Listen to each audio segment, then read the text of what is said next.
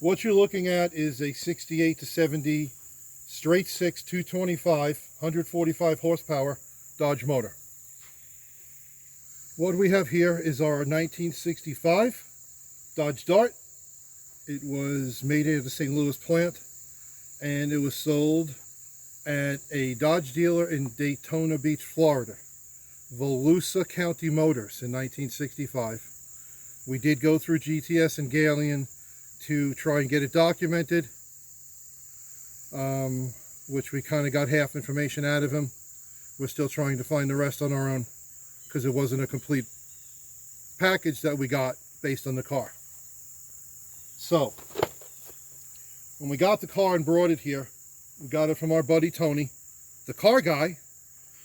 Wouldn't run. First it wouldn't crank. We were getting nothing out of it. We replaced the starter.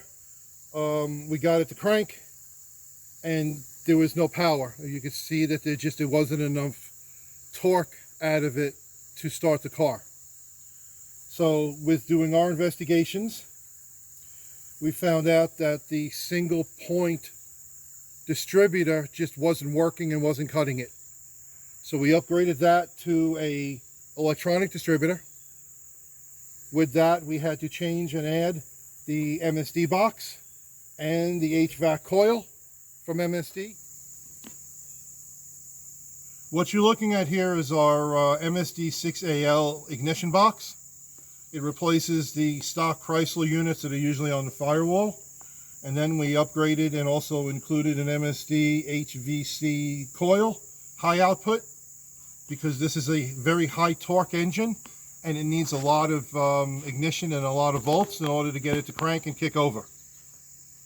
One of the major problems we had when we got the car was wiring. The ignition switch was no good. They had a dummy switch set up to it, which we disconnected.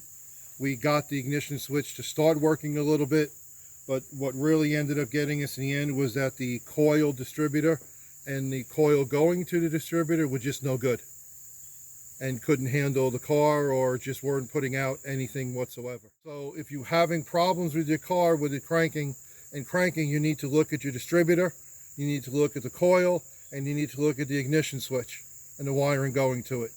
Because the 1965 car, our wiring was kind of frayed and cut and broken, and I'm sure we weren't getting full signals anywhere. Go ahead.